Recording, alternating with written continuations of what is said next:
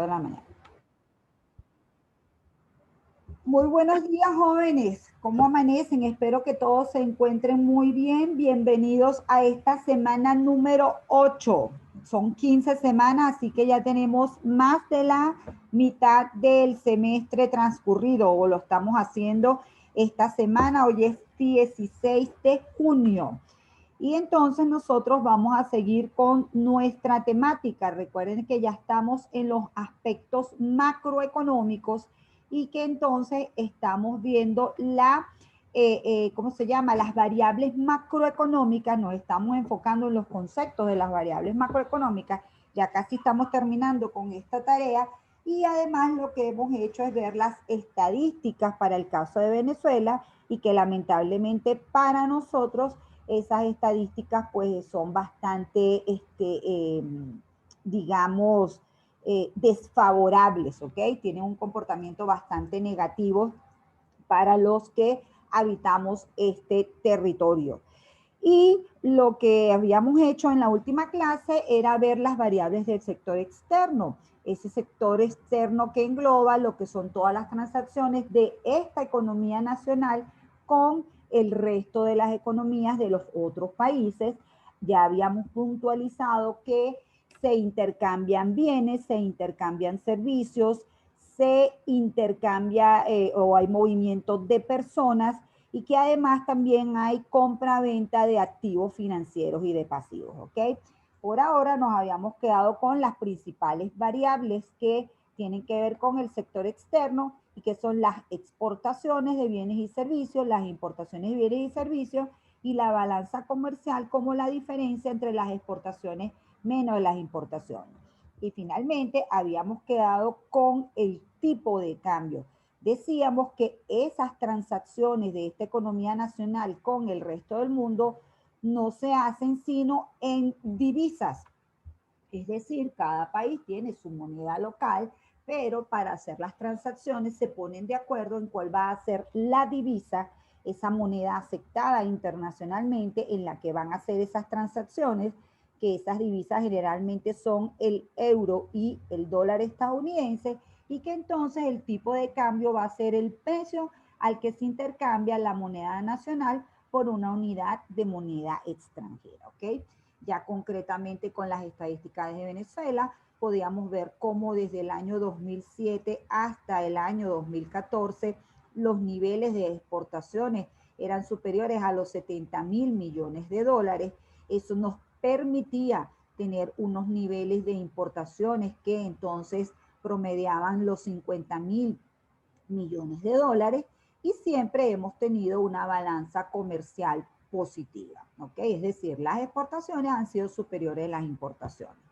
Luego vemos cómo a partir del año 2015 y de forma más dramática a partir del año 2018, la realidad de nuestro sector externo, así como el resto de la economía, cambia dramáticamente porque la economía sufre un deterioro descomunal de su principal fuente generadora de divisas y que obviamente estamos hablando de la producción de petróleo, ¿sí?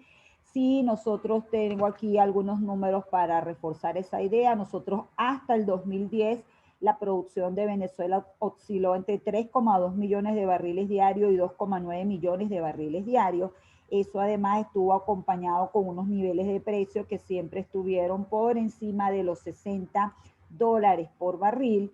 Luego tenemos un periodo, lo que es el 2011, 12, 13 y 14, donde los precios están cerca de los $100 por barril y empieza a haber una reducción de la producción nacional, pero no tan dramática todavía. Sin embargo, ahí vamos a estar en un rango entre 2 millones y 2,8 millones de barriles diarios, pero luego ya a partir del 2017 ocurre ese nivel de 2 millones, baja en el 2018 a 1,4 millones, en el 2019 a 800.000 barriles diarios y ahora desde el 2019 en adelante, entonces es decir, el 2019-2020 ha estado en 500.000 barriles diarios, es decir, un desplome absoluto de la producción petrolera venezolana Eso cambia dramáticamente la realidad de Venezuela. Muy probablemente todas las estadísticas que veamos el futuro van a generar el 2018 como un hito que hizo un cambio total de la realidad venezolana, ¿ok? Entonces, bueno, fíjense que seguimos teniendo balanza de pagos favorables, pero ya las estadísticas son muy diferentes a los grandes números que vimos hasta el año 2014 más o menos. De allí en adelante simplemente el deterioro de las importaciones es simplemente descomunal y eso viene acompañado con lo que ya hemos hablado de que la economía venezolana, después de ser la cuarta y allí casi que bordeando a Argentina para ser la tercera, casi que punteando, pues ahora una economía bastante chiquita que se asemeja más a las economías centroamericanas, ¿ok? En ese deterioro que hemos visto, ya habíamos hablado de que hubo un aumento considerable de los precios, que a partir del 2018 hubo una hiperinflación y eso obviamente se traduce, se traslada al comportamiento del tipo de cambio. El tipo de cambio, si bien es una moneda, es la regla o el precio al que se intercambia la moneda nacional por la moneda extranjera, la variación del tipo de cambio va a estar impactada por la diferencia de la inflación que ocurre en la economía nacional con respecto a la inflación que ocurre en el resto de los países.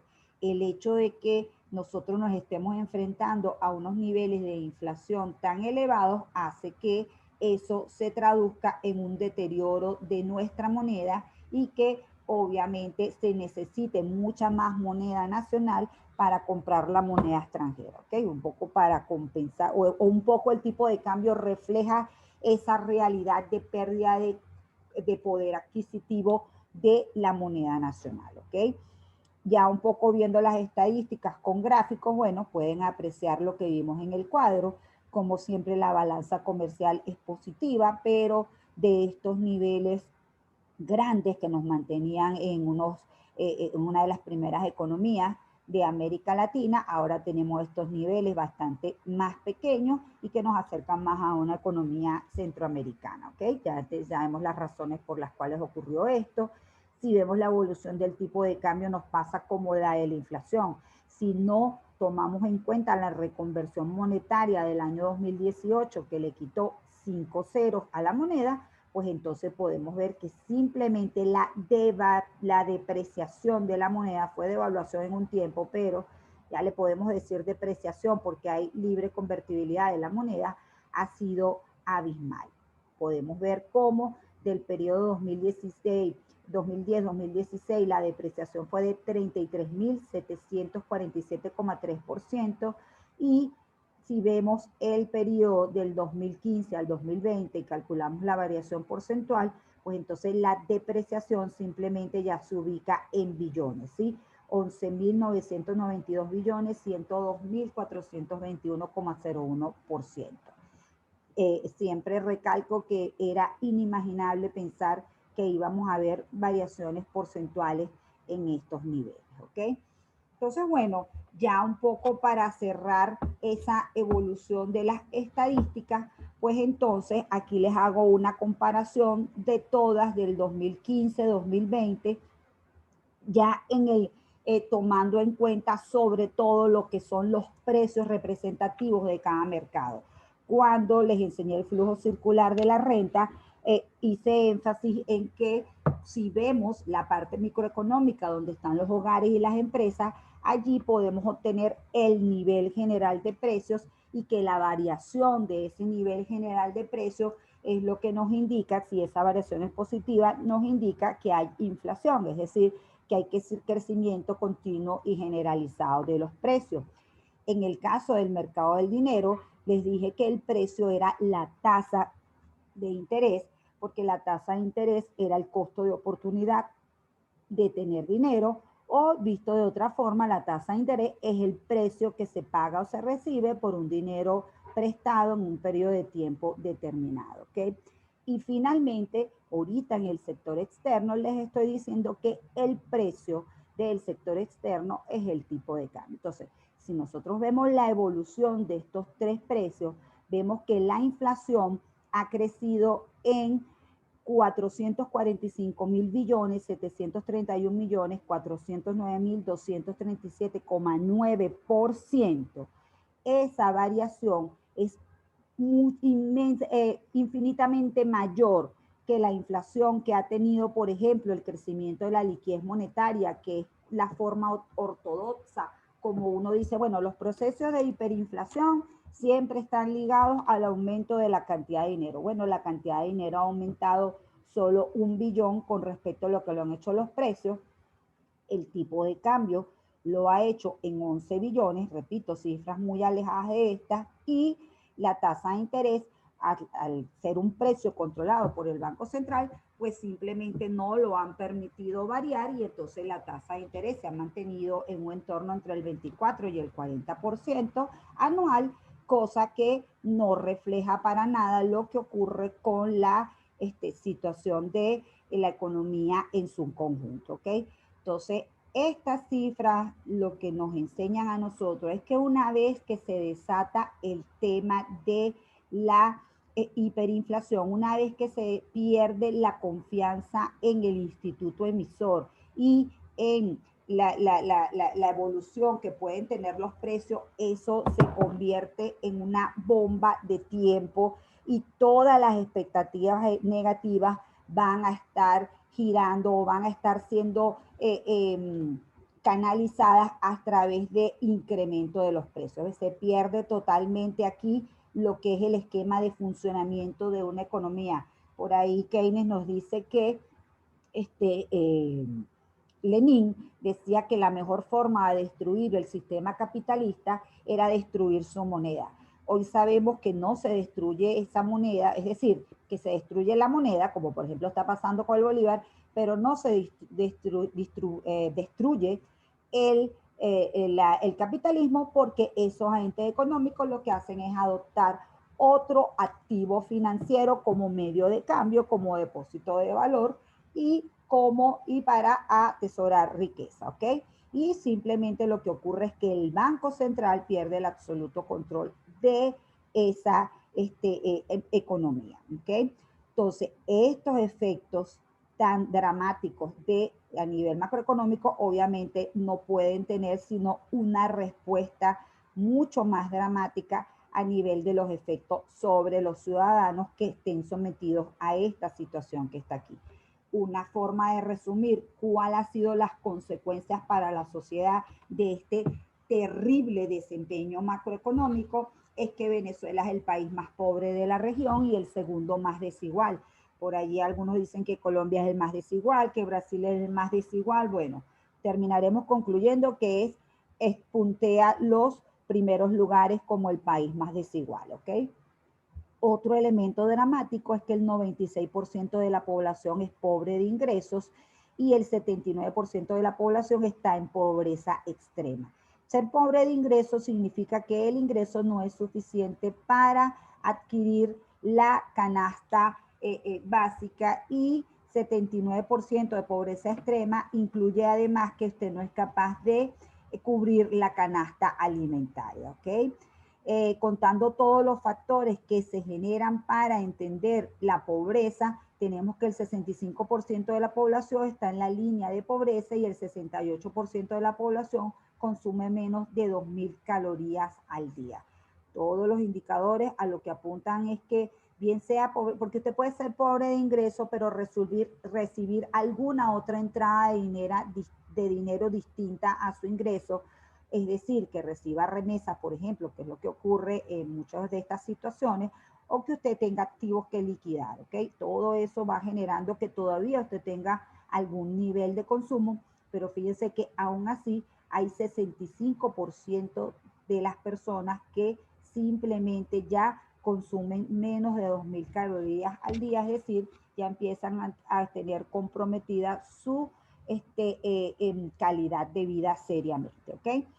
Venezuela inclusive ya casi que no se compara con el resto de las economías de América Latina, sino que hay un ranking que se hace con economías pobres y que tengan inestabilidad política, y allí Venezuela ocupa el segundo lugar, solo superado con Nigeria. El resto de los países que están aquí, casi todos están en el continente africano, ¿ok? Entonces, bueno, esa, repito, es una dramática situación que ha ocurrido en Venezuela. La inflación es un problema que en Venezuela ha persistido durante mucho tiempo. Siempre hemos tenido inflación de 2 dígitos, pero obviamente a partir de los 2000 es que conocimos inflaciones persistentes y superiores al 50% anual, y a partir del 2018 empezamos a conocer inflaciones que pudieron llegar en su momento hasta 200% mensual, ¿sí? Economías que han tenido situaciones más dramáticas, Alemania llegó a tener una inflación de 500% después de finalizada la Primera Guerra Mundial. Zimbabue en el año 2008 también llegó a tener una hiperinflación de 500% mensual, que era la variación del índice de precios, y bueno, ya eso son situaciones tremendamente dramáticas, ¿sí?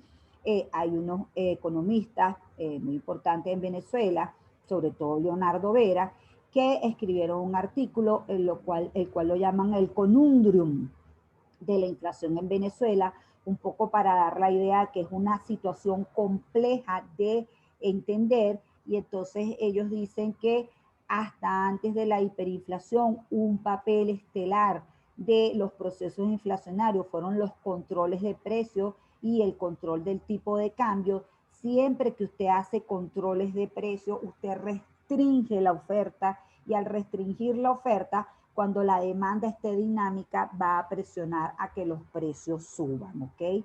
Luego, obviamente, viene un tema después de el año 2017 en el cual el gobierno empieza a financiar el déficit fiscal, que es superior al 15% del PIB, con financiamiento monetario, pidiéndole prestado al Banco Central.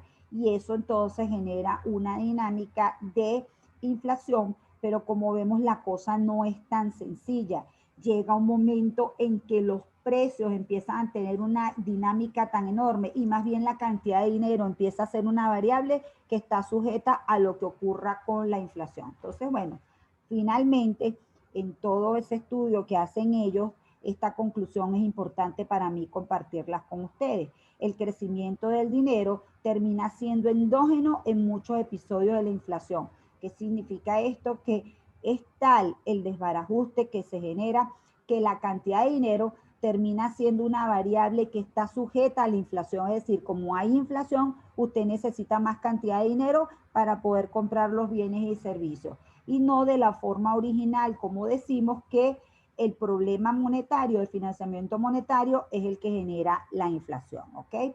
Otra cosa importante que nos dicen los hermanos Vera es que los agregados monetarios, la tasa de cambio y los precios tienen un papel de mutua causalidad. Unos determinan a otros y después estos son determinados por los otros. Y el enfoque parece ser el siguiente: la tasa de cambio adquiere el rol de variable independiente, es donde se recogen todas las expectativas.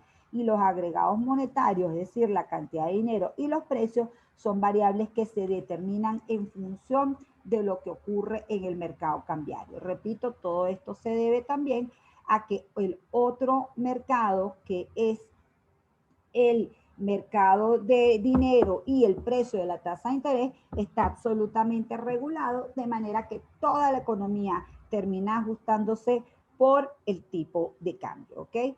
Y al final los precios terminan siendo una cosa absolutamente incontrolable, ¿ok? Entonces, bueno, esas son las estadísticas de Venezuela. Aquí falta un precio que ha sido el que realmente se ha ajustado a nivel de precios relativos, y que es el salario, jóvenes. Al final el salario ha sido el precio que ha tenido el mayor desgaste. El precio a nivel nominal no ha subido nada, porque los precios tienen que estar acompañados de un aumento de la productividad. No se aumentó la productividad, no aumentó el salario en términos nominales, sino muy paupérrimamente, y obviamente en términos reales, entonces el salario real es un salario absolutamente negativo y que no sirve para comprar absolutamente nada, ¿no? Entonces, por eso es que allí el filtro al final, la variable que se ha ajustado ha sido el bienestar de las personas y la calidad de vida de las personas, ¿ok? ¿Alguien tiene alguna pregunta, algún comentario?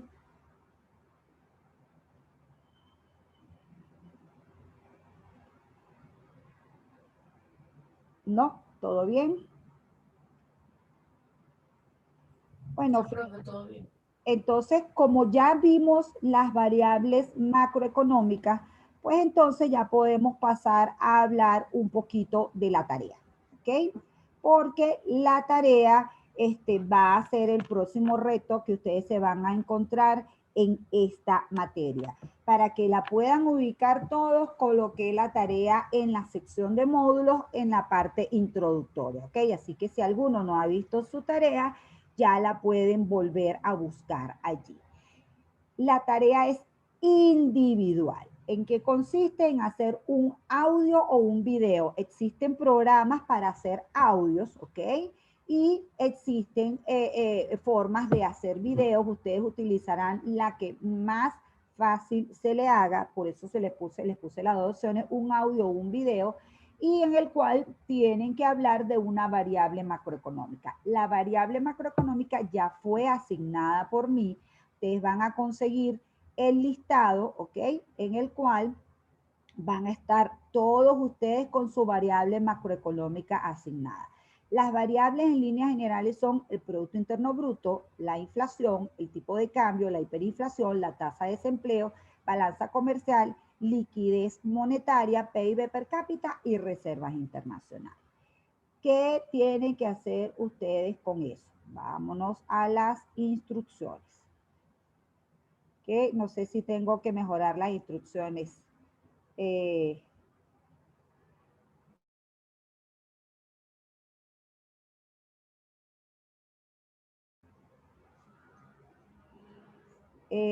Vamos aquí. ¿Todos ven las instrucciones del video, jóvenes? Perdón, sí, las instrucciones del video o audio.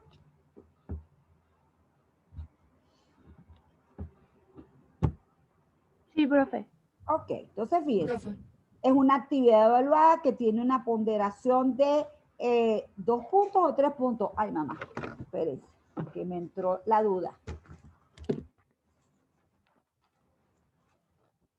¿Es 3 puntos? ¿Quién ha visto la tarea?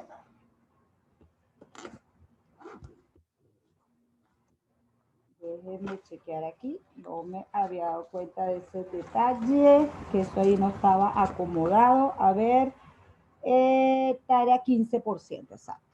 Esta tarea vale 3 puntos, es decir, vale 15%, ¿ok? Y además la asignamos ¿para cuándo? 30 de junio, ¿cierto? Se debe entregar el 30 de junio, ¿sí o no? Me está escribiendo algo por aquí. Es correcto, muy bien. Consiste en realizar un video audio con una duración entre 3 y 5 minutos. Si usted se pasa de los 5 minutos, bueno, se pasa de los 5 minutos. No se vayan a poner a apurar el video, a ponerlo en una velocidad mayor. No, no lo vayan a echar a perder el video o el audio, ¿ok? Lo dejan con el tiempo que les toque y por favor tratan de mantenerse en ese tiempo. Entonces, el video audio sobre una variable macroeconómica que le aparecerá asignada en el siguiente listado, ¿ok? Entonces, lo primero que ustedes tienen que hacer es elaborar un guión con la información que van a transmitir. Pueden apoyarse en una presentación, elaborar gráficas o copiar lo que encuentren, o copiar gráficas que encuentren, ¿ok? Lo importante es que se transmita un mensaje elaborado y que lo hagan de forma clara. ¿Qué quiero que haya en el audio o en el video? Primero que usted se identifique, que identifique la variable que le tocó y diga cuál es el país y el periodo que va a estudiar. Es decir, una vez que usted sabe que le tocó la hiperinflación, lo que yo deseo es que usted escoja un país, escoja un periodo Y obviamente usted va a buscar información de analistas que hayan hablado de ese periodo. Entonces usted va a montar un relato sobre esa variable. ¿Qué le pido yo? Que a usted cite la fuente de donde obtuvo esa información, que usted me defina la variable, ¿verdad? Si me tocó la hiperinflación, tengo que decir que es un proceso en el cual hay un crecimiento de los precios que deteriora dramáticamente la calidad de vida de las personas, que se mide según el índice de Kahan con una información de 50% mensual o más, ¿sí? Todo lo que tiene que ver con la definición. Y luego, repito, hace un relato. Entonces, ¿qué recomendación les hago aquí? Hacer un relato interesante sobre cómo se ha comportado esa variable en un momento o periodo de tiempo. Busque un periodo y alguna reseña de comportamiento de la variable que sea interesante, es decir, información relevante que explique el comportamiento de la variable en un momento o periodo determinado.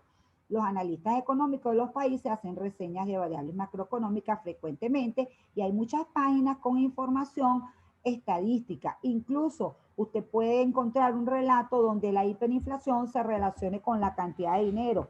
Bueno, hace esa relación de la inflación con la cantidad de dinero. El objetivo de esta actividad es que investigue y se familiarice mucho más con la variable que le tocó. ¿Tenemos preguntas hasta aquí?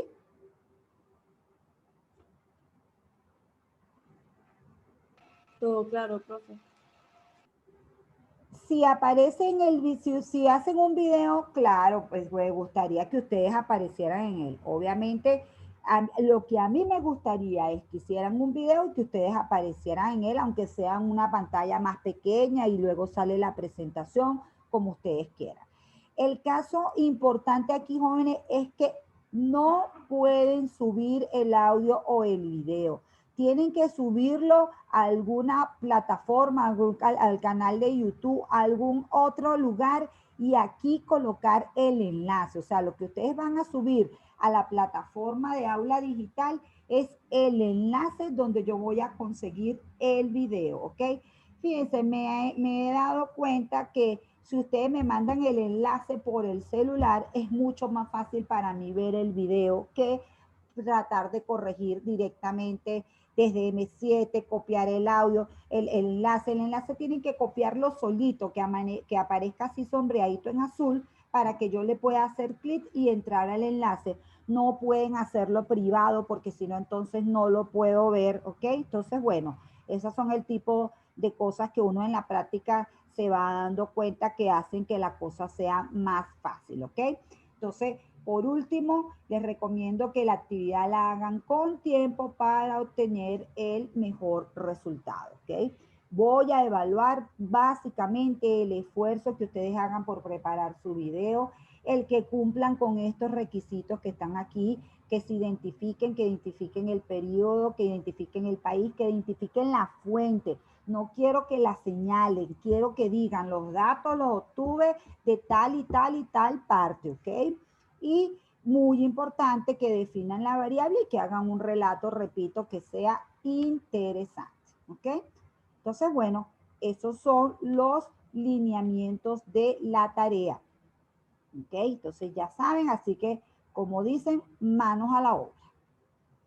Ok, luego de ese preámbulo necesario, porque ya habíamos terminado lo que eran las variables macroeconómicas, ya podemos entrar a la segunda tarea de la macroeconomía. Desde que definimos macroeconomía, dijimos, es el estudio de la economía en su conjunto y que básicamente se encarga de dos cosas. Uno, lo llamábamos tarea uno, era calcular y analizar variables macroeconómicas y el segundo, decíamos, era establecer estrategias para mejorar esos resultados económicos, ¿ok? Esos resultados macroeconómicos. Quiere decir entonces que los gobiernos cuentan con variables macroeconómicas que manejan directamente y que el manejo que ellos, las decisiones que ellos tomen de esas variables macroeconómicas va a influir en los resultados macroeconómicos, ¿ok? Quiere decir entonces que esa estrategia la conocemos como política económica. La política económica va a estar dividida en tres tipos de política. Política fiscal, política monetaria y política cambiaria, ¿ok? Al final, de lo que se trata es de que, déjenme volver aquí porque esto se me había salido de mi pantalla. ¿Okay? Se supone que aquí estoy otra vez. Repito, la política, es decir, toda esa estrategia que tienen los gobiernos para mejorar los resultados macroeconómicos, la dividimos en política monetaria, política fiscal y política cambiaria, dependiendo de cuáles son los instrumentos o las variables que se utilizan. En el caso de la política monetaria, quienes conducen la política monetaria son los bancos centrales, porque los bancos centrales pueden influir en la cantidad de dinero y en la tasa de interés, ¿ok? En el caso de la política fiscal, las autoridades económicas, básicamente lo que llamamos ministerios de economía o de finanzas, tienen la potestad de manipular los impuestos y el gasto público, y el manejo que hagan de los impuestos y del gasto público va a permitir alcanzar ciertos objetivos. Y en el caso de la política cambiaria, lo que hay es el manejo del tipo de cambio. Fíjense, al final estas políticas lo que tratan es de influir en la demanda agregada. Tratan de impulsar el crecimiento económico o de controlar la inflación, controlando el dinamismo de la demanda agregada. Si recuerdan, cuando hablamos de la demanda agregada, dijimos que era el gasto que hacían las familias, las empresas, el gobierno y los extranjeros de la producción de bienes y servicios de un país. Quiere decir entonces que cuando yo estoy manipulando estas variables, lo que estoy tratando es de interferir en el consumo de los hogares, en la inversión de las empresas, el gasto del gobierno o en las exportaciones menos las importaciones para tratar de alcanzar objetivos macroeconómicos. ¿Cuáles son esos objetivos macroeconómicos? Crecimiento del PIB, baja tasa de desempleo, control de la inflación, estabilidad del tipo de cambio, y hay otros menos, como que más indirectos, que son el déficit público y el déficit externo, es decir, no tener déficit público o déficit externo muy acentuado, ¿ok? Entonces, vamos a entender por qué es tan importante que se cumplan los objetivos macroeconómicos. Fíjense, objetivo del crecimiento del PIB. Solo un aumento sostenido a lo largo del tiempo del PIB real, es decir, de la producción de bienes y servicios, permite los ingresos suficientes para que la población satisfaga sus necesidades de bienes materiales que son crecientes y sostenga o mejore su calidad de vida. Las economías más desarrolladas han mantenido un aumento del PIB en tasas superiores al 2% por década. Por ejemplo, Estados Unidos, que es ahorita la economía que tiene el PIB más alto del planeta, lo ha logrado no es porque haya crecido a tasas muy altas, sino que ha tenido un crecimiento sostenido a lo largo del tiempo. Recuérdense que bajo el sistema capitalista, la satisfacción de las necesidades descansa en la posibilidad de generar producción de bienes y servicios y de generar ingresos. Obviamente, esa producción de bienes y servicios, hemos dicho que necesita la combinación de capital y trabajo, de manera que la producción de bienes y servicios está íntimamente asociada a la contratación de mano de obra. ¿Cómo se mide la contratación de mano de obra desde el punto de vista macroeconómico? Bueno, se establece cuáles son las personas ocupadas en un país y cuáles son las personas desocupadas de un país, y eso lo llamamos fuerza laboral.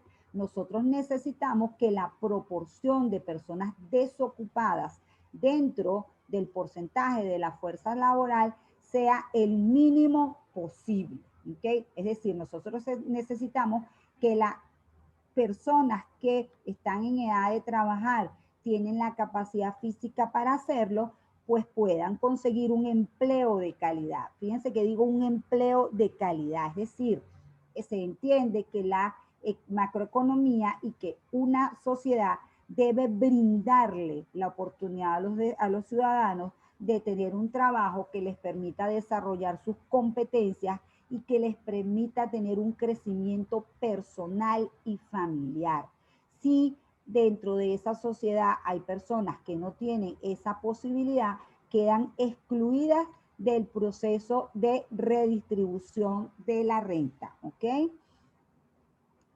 Entonces es importante que ustedes, que se entienda que inclusive el aspecto o la variable socioeconómica más importante de la economía es lo que tiene que ver con el empleo, ¿ok? Porque al final de lo que se trata la economía es de alcanzar niveles de bienestar económico y toda la sociedad no va a tener niveles de bienestar económico si no es capaz de tener un crecimiento sostenido, si no es capaz de tener una distribución lo más equitativa posible de la riqueza y si no es capaz de brindar la posibilidad de que las personas consigan un empleo, ¿ok? Entonces, esos dos objetivos son importantísimos. Otro objetivo es que haya estabilidad en el nivel general de precios, es decir, que si ocurre un crecimiento de los precios, este sea muy moderado. Si recuerdan, cuando vimos microeconomía, dijimos que los precios son las señales que permiten establecer qué producir, cómo producir y para qué. Siempre que exista una elevada inflación, esa relación se pierde. ¿Por qué se pierde? Porque entonces los trabajadores y los empresarios lo que tratan es de resguardarse de la inflación y lo que hacen es subir el precio del trabajo o el precio de los bienes que produce la empresa para tratar de compensar la pérdida de poder adquisitivo que genera la inflación. De manera que la inflación es un mecanismo que destruye, que limita la posibilidad de que el mecanismo de mercado funcione bien y sea capaz de asignar los recursos de la manera más eficiente como sabe hacerlo el mecanismo del mercado. Recuérdense que el mecanismo de mercado es esa interacción que hay entre la oferta y la demanda y que permite ir generando cuáles son los niveles a los cuales se van haciendo las transacciones, ¿ok? Y entonces el precio de las transacciones se va acercando a ese nivel de precio que lo van llevando las fuerzas de la oferta y de la demanda. La hiperinflación evita que eso ocurra y le quita estabilidad o le quita efectividad al mecanismo del mercado. Por eso es que es tan importante controlar la inflación.